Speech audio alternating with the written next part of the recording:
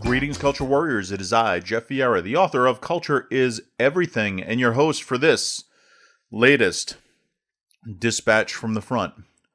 Back to the news today. This is a story from CNBC. This CEO is hiring 10,000 seasonal workers. Here's his advice for landing a new job. Seasonal hiring for the holiday rush is in full swing at 1-800-Flowers.com, Inc., which recently announced plans to bring in more than 10,000 seasonal associates across its gourmet foods and gift brands. The slate of new roles is up 25% compared to last year in order to meet new demand posed by pandemic-driven online shopping. CEO Chris McCann tells CNBC Make It, and this year's holiday class will effectively quadruple the company's year-round workforce. The ambitious hiring plans will fill part and full-time roles in production, gift assembly, customer service and distribution, and fulfillment center operations. Openings are primarily in-person jobs on work sites throughout Illinois, Ohio, and Oregon. Some work-from-home positions, particularly those in customer service, are available. Here, McCann shares his best tips for getting hired in a seasonal role right now. Given elevated health risks due to coronavirus pandemic, McCann says one key characteristic stands out when a candidate is interviewing on location for a new job. We prioritize health and safety first and foremost, he says. He explains that company facilities abide by social distancing guidelines requiring workers to wear employee-provided personal protective equipment and follow health and cleaning procedures intended to minimize the spread of the virus. This year, the rules are different, and you have to consider the health and safety of your coworkers as much as you do for yourself, McCann says. Job candidates who arrive for an interview ready to support and uphold safety guidelines will stand out. We want to find people who understand that working environment. In addition to following company rules to maintain health and safety of the workplace, McCann says he counts on employees who are reliable and work hard. Candidates may stand out if they have a flexible schedule and express interest in overtime work, especially during an unprecedented and unpredictable shopping season. McCann is especially keen to hire applicants who say they'd like to return to the company for future seasonal work, or if they say they hope to join the company on a permanent basis after the holiday rush. We've been doing this for so long, McCann says. Some people who started in the contact center are now in our legal department, or there are people who started in warehouse operations who are now managers of customer service at our retail stores. Those are stories of how you build a great company, by giving people entry-level opportunities and, once they're inside a company, opportunity to move around. The company says it hires roughly 5% of their seasonal workforce into permanent positions after the holidays. Despite the influx of openings during one of the worst job markets in decades, McCann says he's prepared as an employer to recruit aggressively to fill roles. He says he hasn't seen much change in the volume of job applications so far, likely because the company faces stiff competition from other retailers working to hire for similar positions. The trend is getting tougher and tougher to find the qualified people we need for the holiday season, just as a surge of e-commerce activities puts demand on all e-commerce companies looking for the same people, McCann says. As an employer, we must be creative and competitive with our compensation plan. Pay varies by role and by market, and McCann says it's very important to him that starting hourly rate is listed in each job description. Seasonal associates are entitled to referral bonuses and employee discounts, and some positions offer additional benefits, including 401k employer matching. We have to get creative and make it fun to work here, McCann says, adding that the company offers performance-based incentives and team-wide contests and raffles for extra perks, such as gift cards, throughout the season. It's important for us to find the right people, he says, people with the right attitude doing the right thing who want to inspire human expression, connection, and celebration.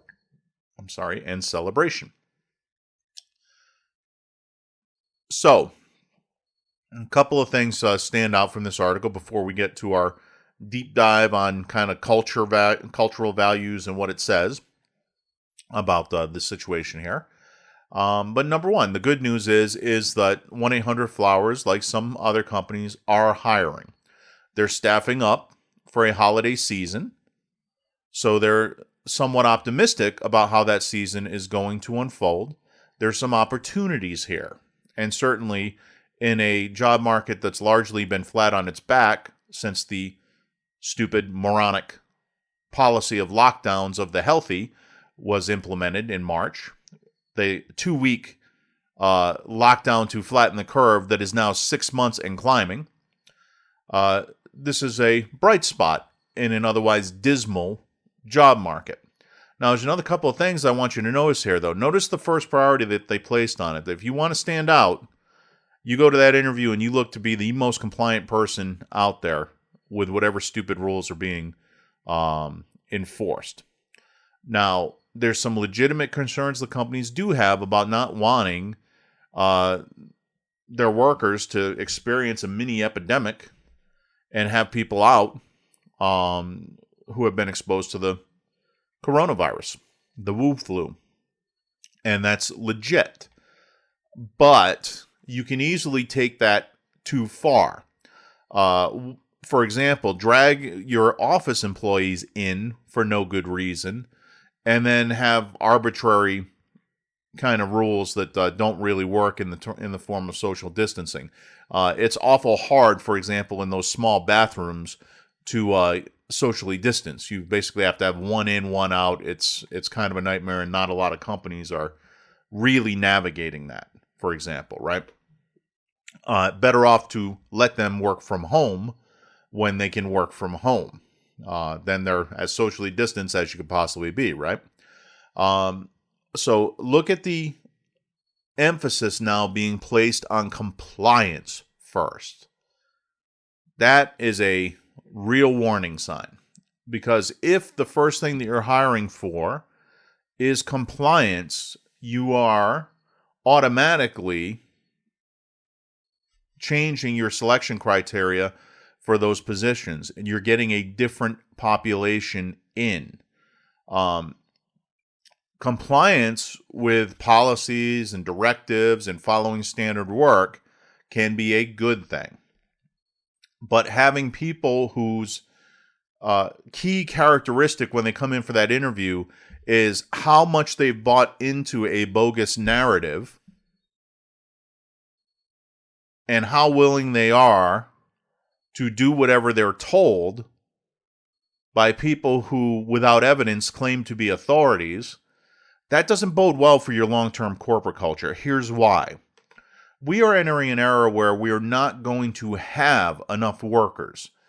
This artificial depression that's been inflicted upon us by those who want to put their boots on our necks, this is a temporary condition, and it goes against the demographic grain. You've got a huge coterie of the population in the form of the baby boomers who are retiring. This is actually accelerating that pace of retirement. Behind them, we have all these jobs that still need to be done, because even retirees, right? You retire, you don't stop needing things. Someone has to produce those things. And with not having enough people behind them because of the declining birth rate behind the baby boomers, now you create a situation where you can't get enough people to do those jobs. This is where a lot of the pressure comes in regarding immigration, is to get low-cost workers in who can fill some of those holes, because we don't have enough citizens willing to do that work at that particular salary.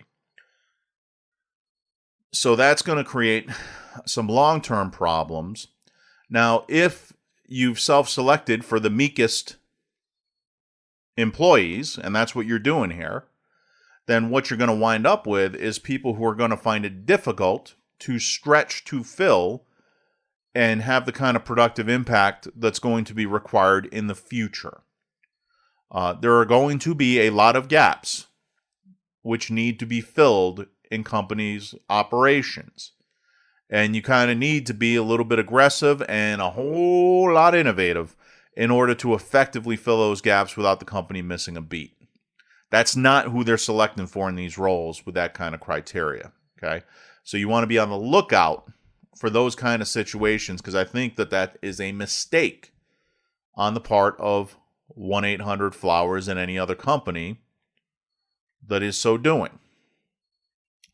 Now, the other thing to consider on here is that they are basically using the entry-level front end to fill later roles in the company. Now, that can be a good thing, where a company has a distinct culture and you have someone who's a known culture fit, it's generally better to hire from within, assuming that people have some reasonable aptitude and a willingness to stretch and grow. Again, if you're not filtering those people out on the front end of your hiring process, then you could certainly make out that way. These are unprecedented times. People are willing to take a major step back in order to lock in a potential future with a company that's growing. I think in the wider e-commerce industry, however, I don't think that's a particularly winning strategy.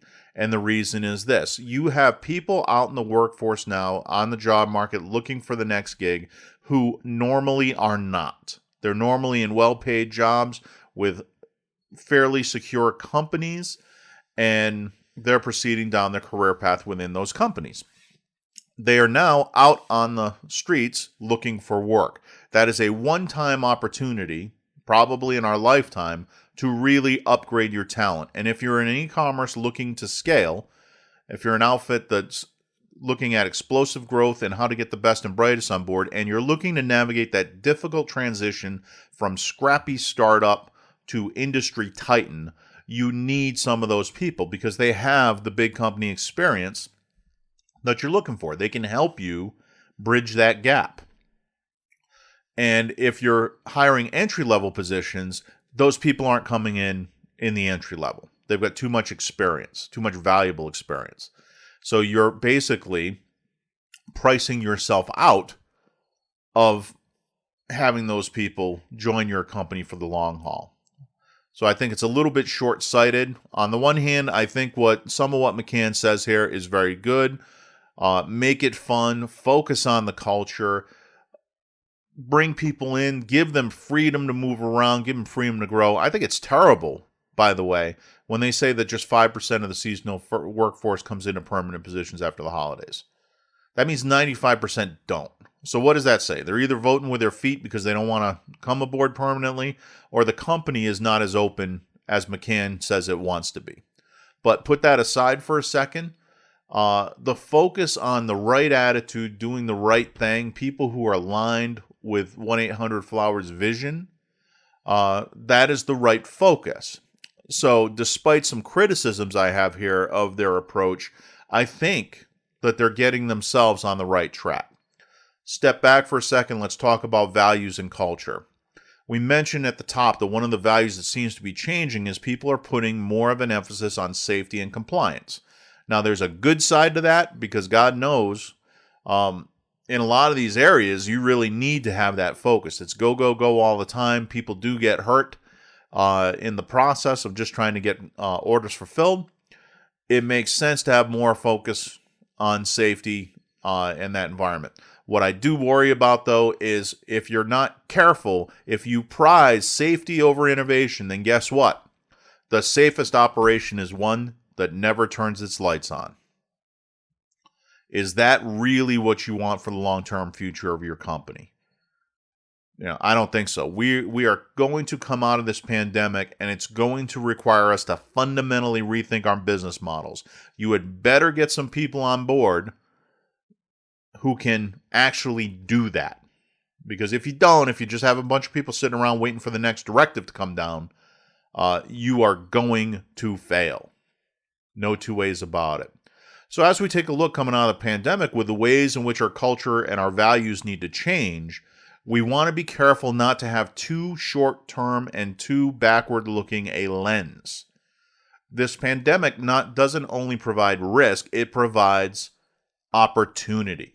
And you have to think about how best the company can seize that opportunity, whether in upgrading your talent in the hiring part of the process, whether shifting your business to more lucrative customer offerings, whatever. We need to be able to embrace the future and not simply look back to the past and assume that these god-awful, stupid, moronic lockdowns are going to last forever.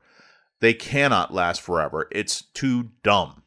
So start planning for your future with an eye towards resilience, with an eye towards maximizing your cash flow, with an eye towards upgrading the people that you have on board, and most importantly, in inspiring and enabling, empowering those people so that they can have the maximum impact possible on your company in the future.